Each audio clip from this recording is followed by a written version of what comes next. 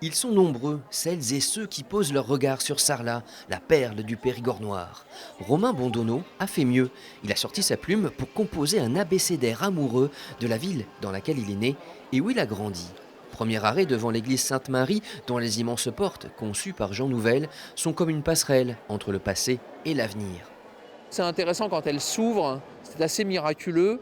On voit la lumière rentrer comme ça sur cette grande hauteur. Et moi j'aime bien la phrase des psychanalystes qui dit que seules les failles laissent passer la lumière.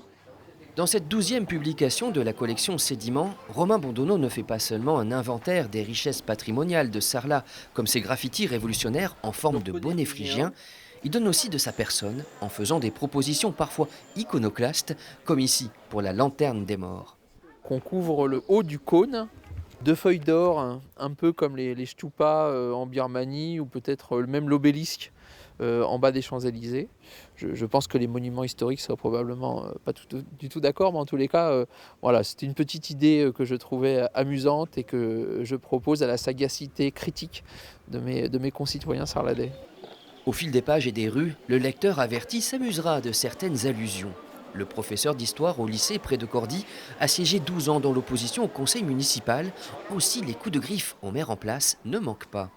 C'est une autre manière de servir ma ville. Je l'ai fait en tant qu'élu, là j'essaye de le faire en tant qu'auteur.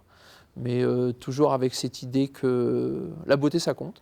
Et l'humour aussi. À la lettre W, l'un des derniers articles vous racontera les coulisses de la création de ces toilettes publiques. Car il faut de tout pour faire une ville.